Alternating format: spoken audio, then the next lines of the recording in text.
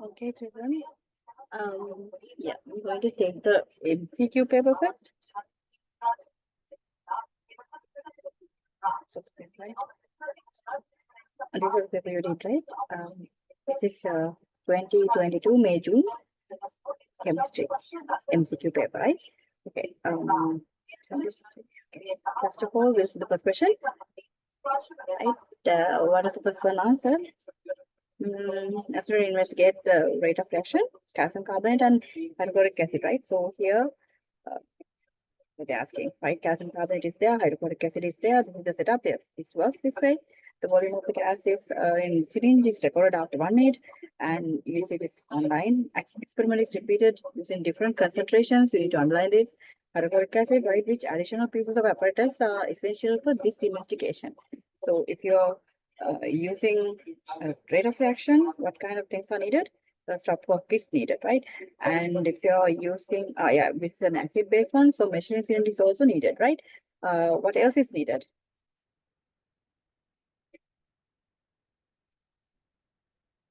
Is it is the balance necessary? Because it doesn't use any cotton wool or anything like that. We don't need the balance to measure any mass loss. Yeah, okay. You don't have to say like that, dear. This is a gas collection method, right? This is a method of gas collection. It's not a loss of mass method. In loss of mass method, we use the cotton wool and we keep it on the we keep it on the digital scale, right? Measuring the mass. So the loss of the mass, that means the gas should go out. That's why we keep a cotton plug there, right? There you have the second, like a different method. That method of rate of reaction is actually called the loss of mass method, right? This method is called collection of gas or collection of a volume method, right? So in this actually we don't need a balance because they are not actually, yeah, they are telling this calcium carbonate and hydrochloric acid that should have been measured. The amount of calcium calcium carbonate should have been measured, but for the second one, that means if you are checking the different concentrations of the hydrochloric acid, that is not the most important one, right? So measuring cylinder and stopcock are very much essential here. That means they should be correct, and the balance is necessary in the case of what to measure. They're saying that no repeatedly. The experiment is repeated using different concentrations of hydrochloric acid. If you're using the hydrochloric acid in different concentrations, but you need to repeat the experiment, that means you have to take the same mass of calcium carbonate too, isn't it? We need to take the same mass of calcium carbonate, right? Therefore, you need the balance, right? Not for that loss of mass method. It's for the measuring of calcium carbonate. That's a solid now. So if you're going to compare, you need to take that same amount, right? Same amount of calcium carbonate is needed for the second round. So that amount can be measured by only using a better balance. So there you need the balance too, right? So measuring cylinder, balance, stopwatch, stop clock, all three are correct. That's going to be this answer. The answer is going to be 3. No, sorry, D. The fourth answer, right? Okay, because that's because of the mass. Like there's a mass of substance you're measuring. That's the particular reason. Okay. What about the second question? Which statement is correct?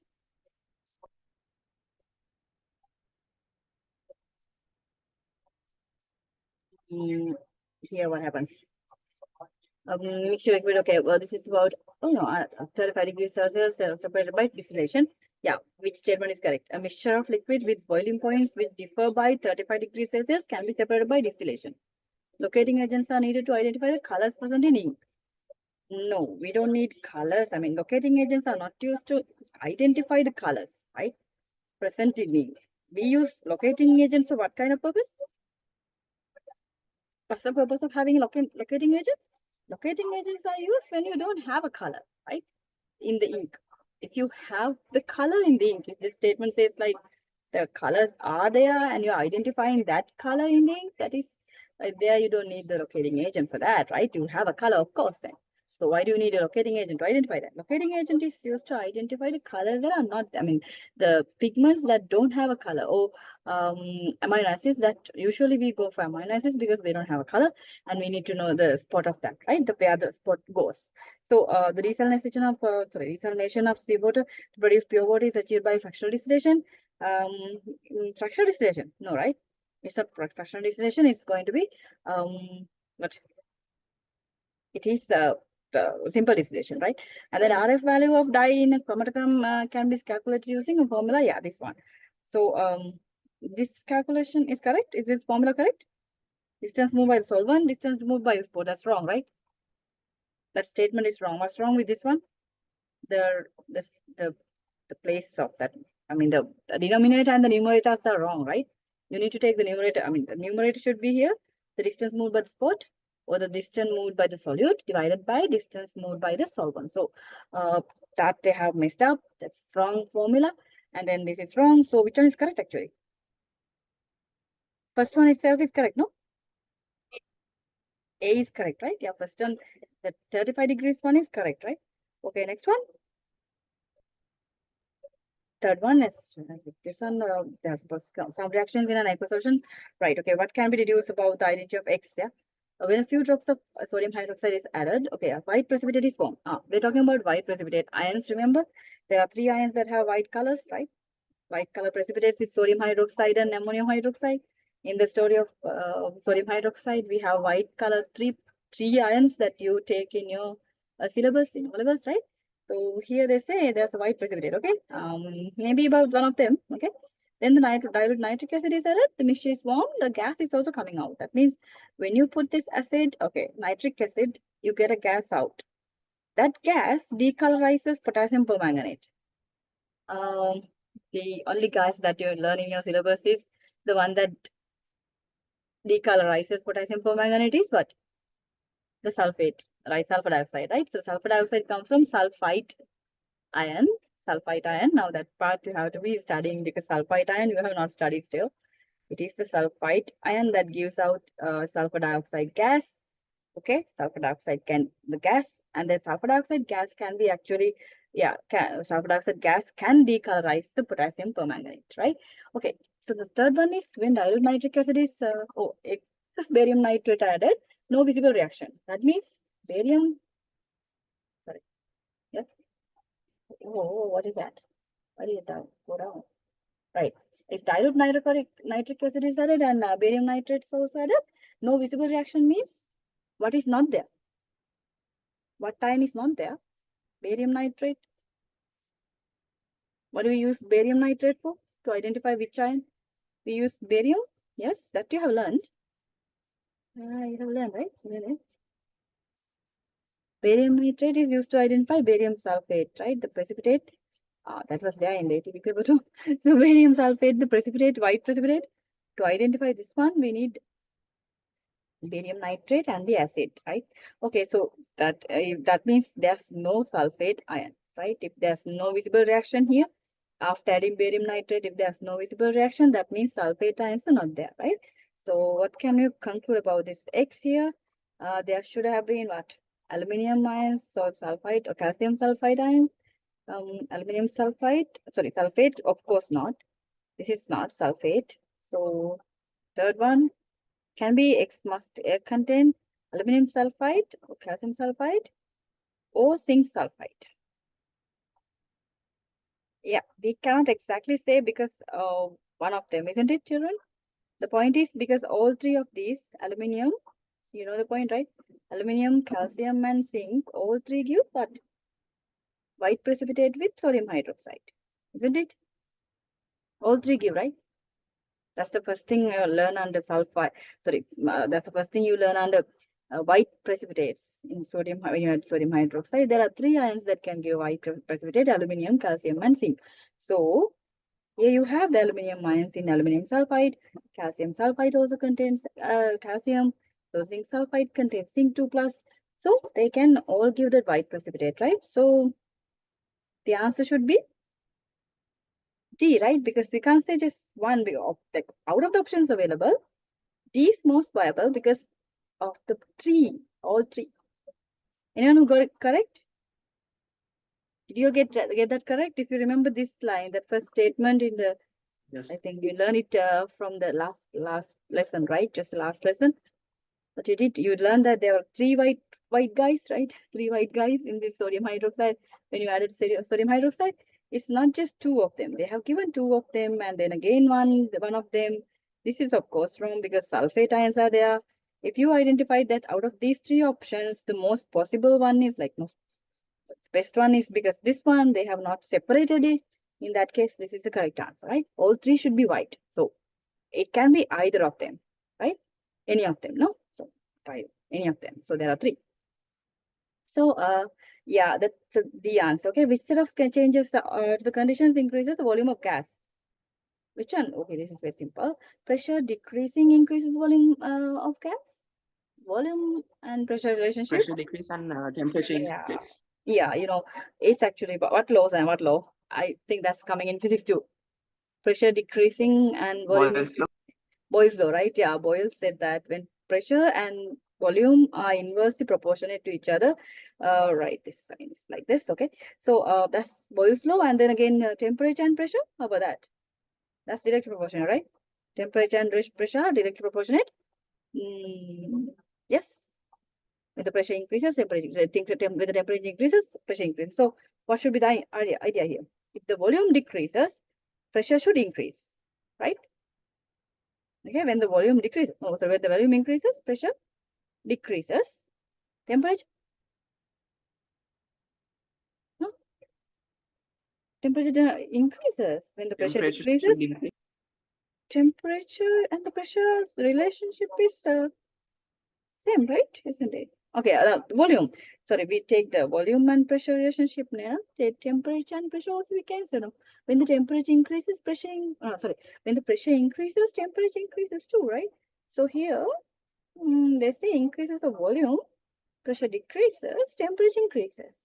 So that's the Charles law. You all learn like this, right? Increasing volume, decreases. Increasing volume, increases. Anyway, the pressure should decrease. Yeah, pressure should increase. Now decrease. This is correct. Yeah. Temperature should increase. Increase in the volume, increase the pressure. Temperature, according to this, it's like that, right? That's the option that the other answers. Yeah, the other answers do not give the decrease. Yeah, the that's the point. Decrease, pressure decrease, the point is not there.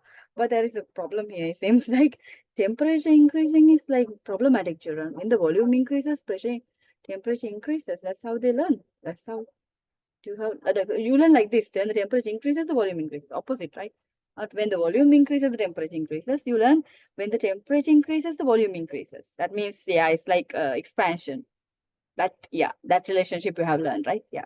V is directly proportional to T. Yeah. So you can say from that, yes, temperature, because it's volume increasing here, temperature increases. Fine, right?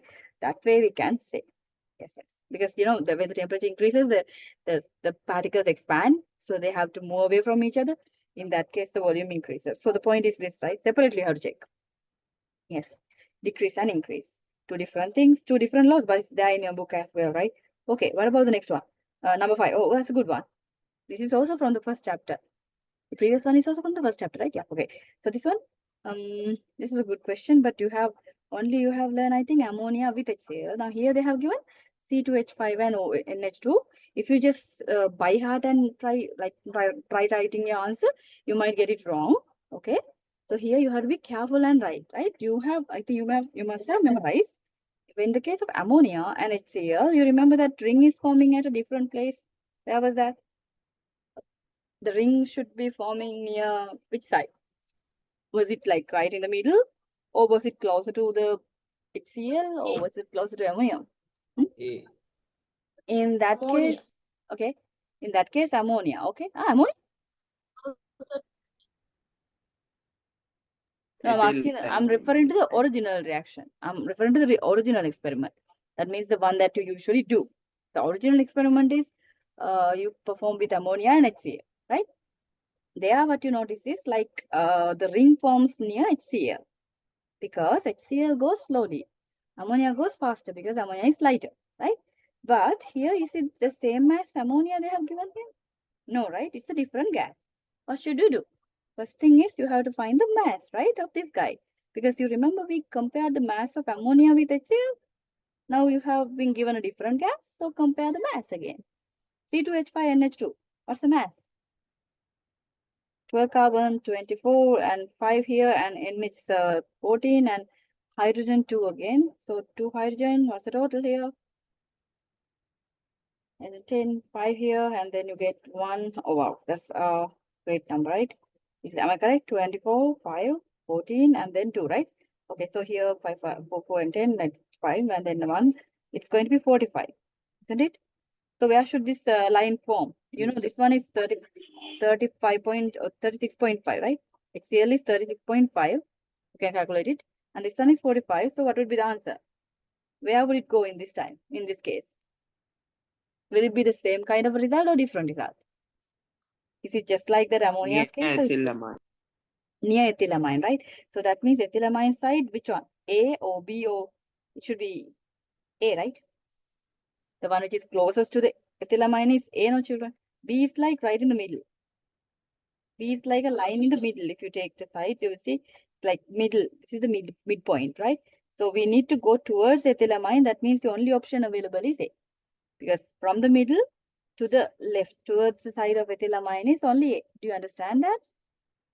Are you okay with that? Did you get correct?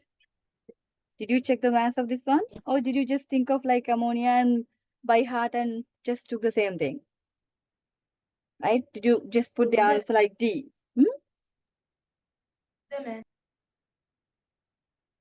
Yeah.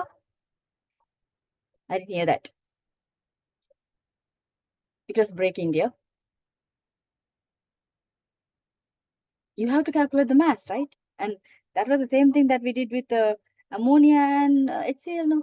So now, how could you just expect the same result from a different gas? I mean, you have to check it, right?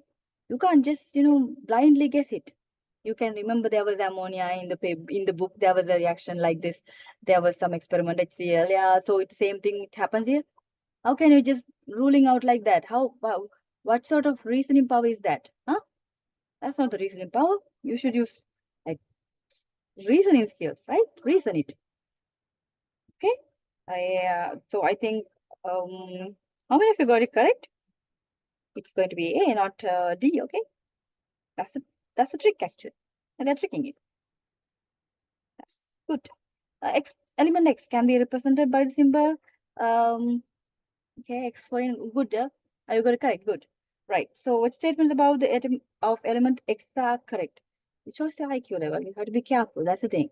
The only thing is IQ here, right? So which statements about an atom of element X are correct? It has 6 electrons.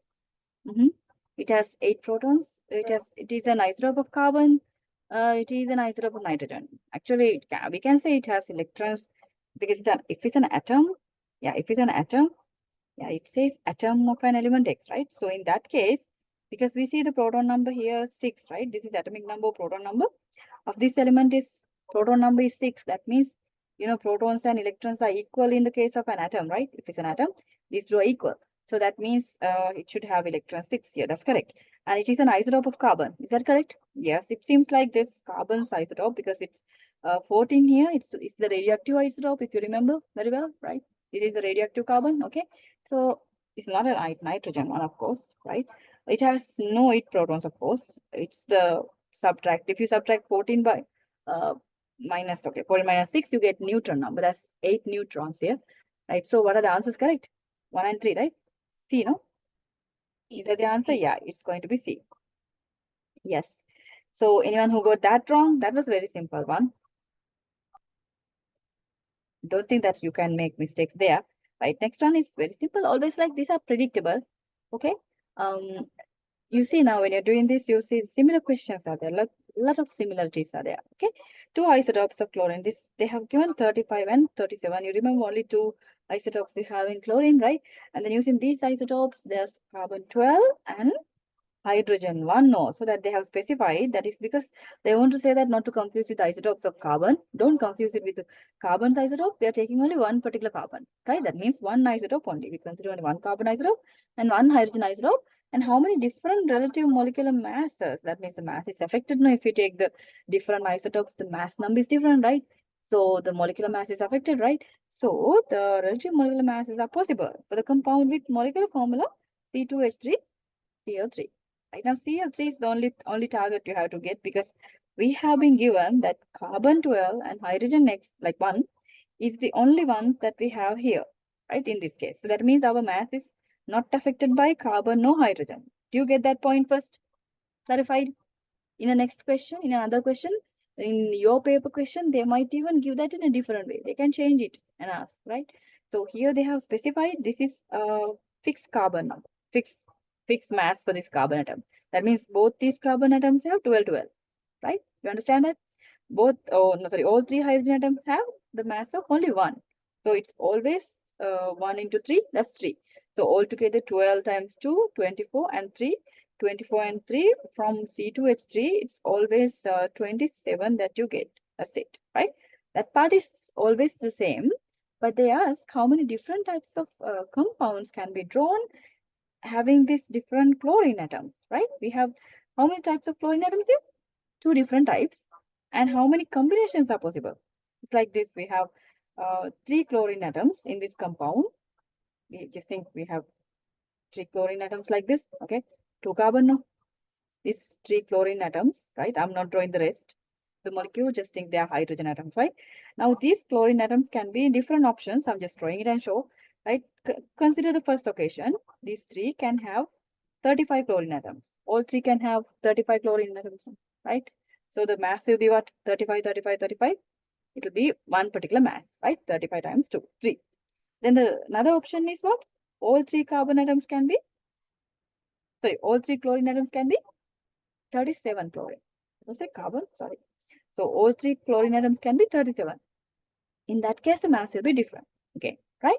What about another option? That's one option, having all 3 chlorine atoms of 35. 35 and the other. Yeah, Other 2 can can be be. 37. Yeah, the other option is 2 can be 35. 2 can be 35. Yeah. The other one can be. Yeah, 2 of them can be 35, 35. I can write it 35 and 35. And the other one is 37. That's one option. There's another option, no? Isn't it?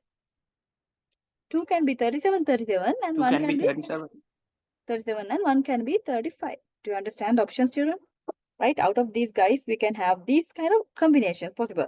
35, 35, 35, 37, 37, 37, or 35, 35, 37, or 37, 37, 35. Right. Only four possible scenarios, right? So is what's the answer? It's going to be C. C. Yeah, right? Okay. So only 4. You can't get any other. Like if you can, just tell. Just checking combinations, right? How many combinations of chlorine atoms are possible?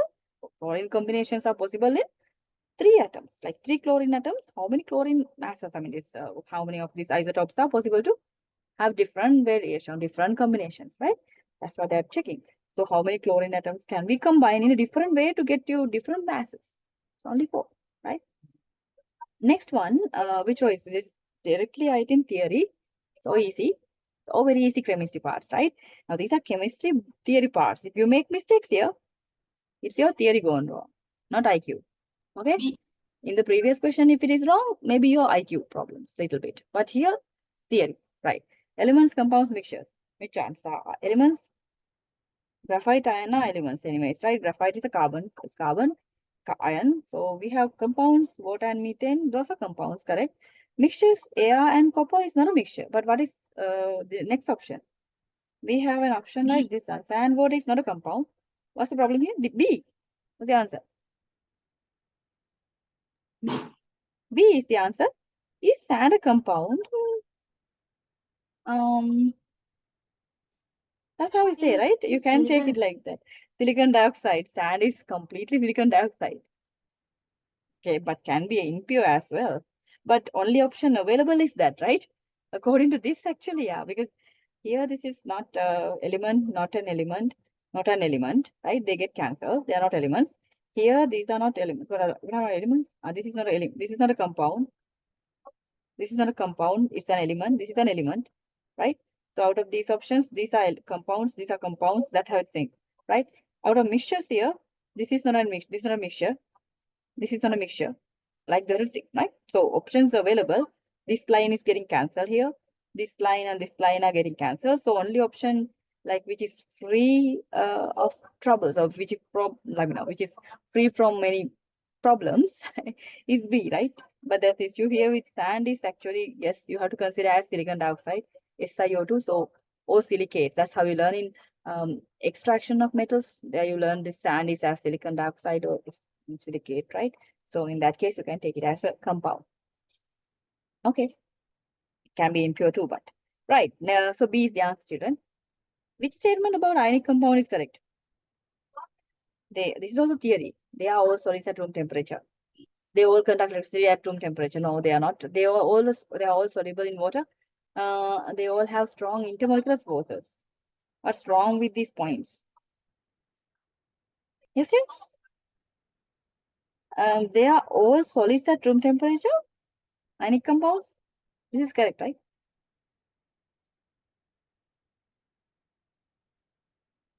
Right? They are all solids at room temperature, true, right? Ionic compounds are solids.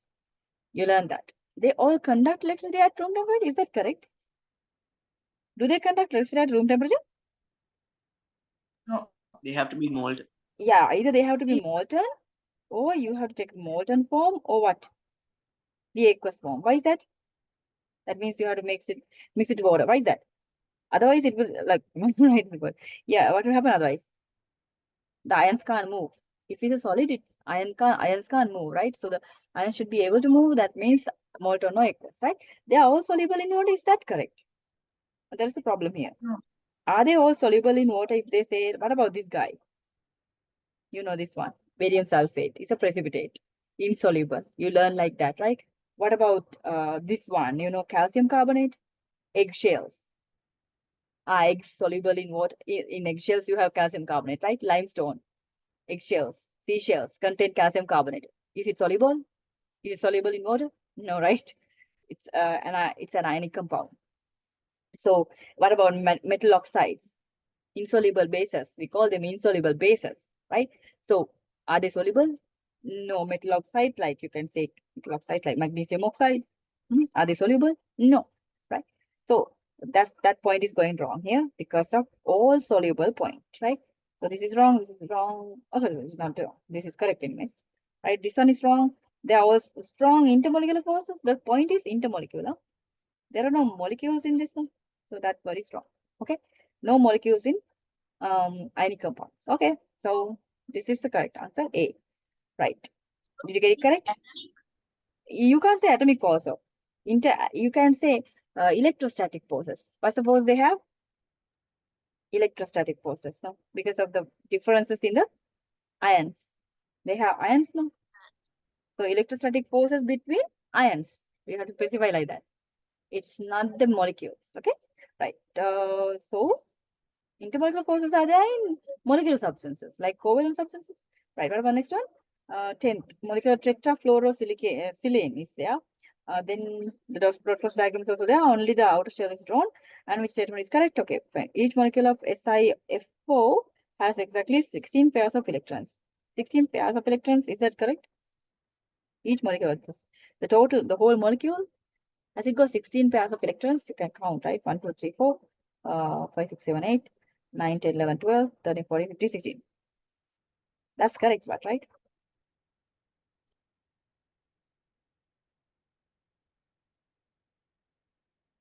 Is it correct? 16 pairs of electrons. SiF. Let's count it properly. Let's see 1, 2, 3, 4, 5, 6, 7, 8, 9, 10, 11, 12, 13, 14, 15, 16. Pairs of electrons. 16 Each molecule of SiO4. What's wrong with that point? Then the other ones, if SiFO, both the silicon and fluorine have the same electron configuration as neon. Is that correct? That is correct, right? Silicon and phosphorus have the same number of electron configuration No, right? as neon. Is it correct? No, Not neon. not Fluorine, neon, right? No, dear. is it not neon? Yeah, because silicon is going to be, which one? Silicon is in the second or third shell. Third shell, right? It's argon, I think. Silicon is going to be like argon, right? Argon. Yeah, silicon is going to be like argon. Yeah, fluorine is going to be like neon. Okay. Yeah, what about molten, this ones? Okay. What about the molten part? SiFO will conduct, that's of course wrong.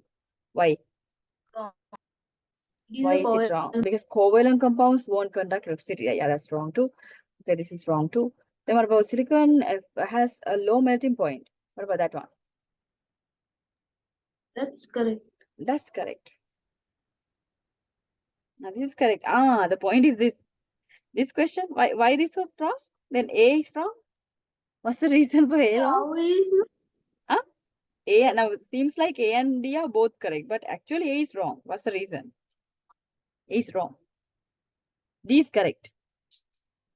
why is The Because it says molecule. outer shell electrons are only. Yeah, that's what. The cross diagram shows only outer shell electrons, right? If we count only the outer shell electrons, we get like 16. But it says the whole molecule, no? You have to check that. Even I was checking that later. Each molecule, the whole molecule has 16 pairs of electrons, not the bonding.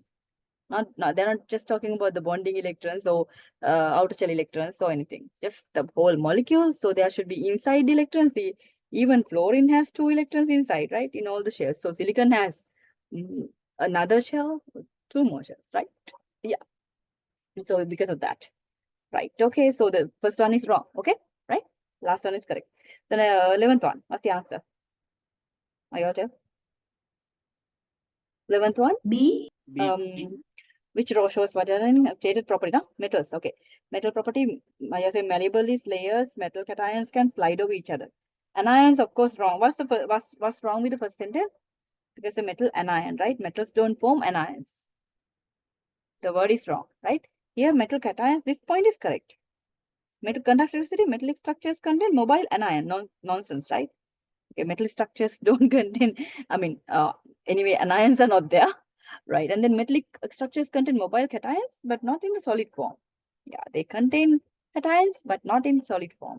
If you say metallic structures in a solid state, they're talking about a solid state, it's not. So the correct answer, clear answer is this one. Malleable, the layers can slide over each other. This is straightly from your book. Directly book from the book. Okay, right, next one.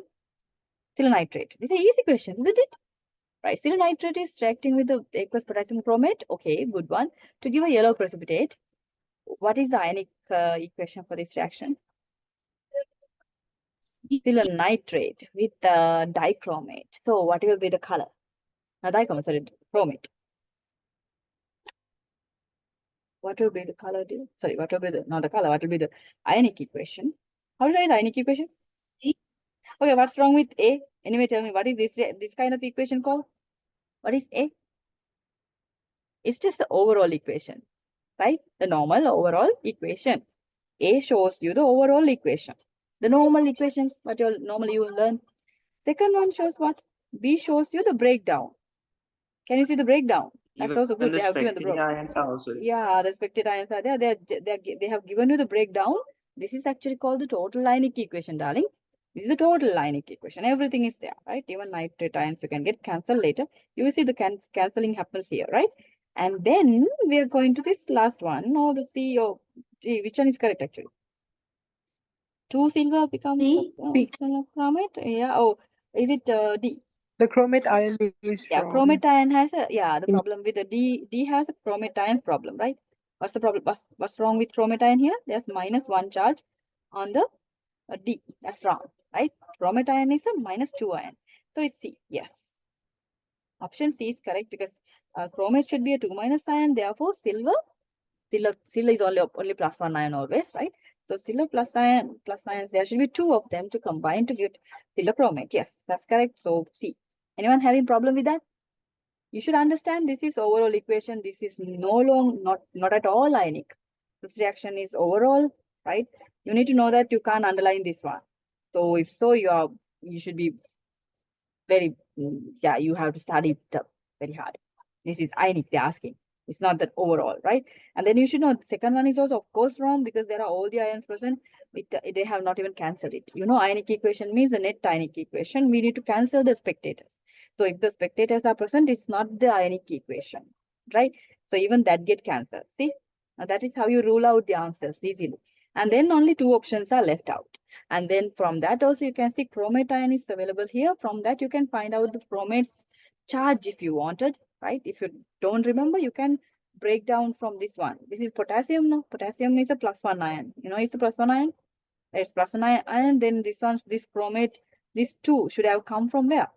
From the chromate ion, isn't it? That's how you do the backward crisscross, right? Crisscross backward. You can find the chromate ions, cation, the charge. So now cation is an ion, the charge like that. Okay.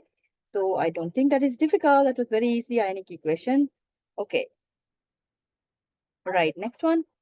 What is the relative formula mass of anhydrous sodium carbonate? Anhydrous sodium carbonate. Now you have to write it. They have not given a single thing. They ask you to write it, and they asked you to expect, like, you know, say, write the mass, relative mass of that. That's it. Isn't it? Just write the formula properly. There's no water. Anhydrous means no water, right? So there's no problem actually. The issue is, children, because sometimes there's water. The sodium carbonate can get some water molecules attached to it. So we have to take hydrated one separately. So this specifically they are mentioning here anhydrous. You don't anyway have a problem. You can just write sodium carbonate here. You know how to write sodium carbonate? Sodium plus ion and carbonate. You should remember the crisscross now. Crisscross method, and then you write sodium. It should be Na2CO3. If you wrote it in another way, you would get the wrong answer. So if you came up to this level and then found the molar mass yourself, like sodium is 23 times 2, what was the answer? What's the answer here, children? This is the compound, sorry. C. 106. It's 106, darling. Okay. Okay. The answer, this is 13. Okay. Yeah, it's C, right? Yeah. 106. If you add it up, you will get the answer. It's 106. Okay. Right. Even I can't remember the number. You can just calculate the total of the atoms here. Sodium, 2 atoms, 23 times 2, plus carbon 12 and oxygen 3 means 48, right? Okay. 23 times 2, that's easy. And then 12 plus 48. Okay, you will get the answer here. Okay. Right, what about next one? What contains the greatest mass of solute?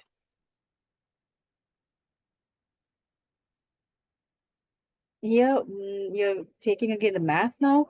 So first of all, wow, this is a bit of, is there an easy way of doing it, or you have to work it out for everything, isn't it? Yeah, you have to do it. No? Okay. You have to multiply this and find the number of moles first, and take the molar masses also, and then you can take it. Ne? There's no other easy way. This one is 0.1 into 1, right? Take the volume, convert this volume into decimeter cube. It's going to be 0.1 here, right? 0.1 into 1. So what will be the number of moles? N equals CV, right? You can apply that, find the number of moles first, and then multiply it by the molar mass of this one. You get the mass, right? Isn't it? There are two formulas applied. Find the number of moles, and then multiply that number of moles by what? Molar mass to get the M. There are two formulas. Okay. What was the answer, children? It's here. What are the numbers? What are the number of moles you got? Tell me the numbers here. It is 0.1 here for this one. What was the second one? 0.5 multiplied by 0.05. Hurry up, use your calculators and tell the numbers.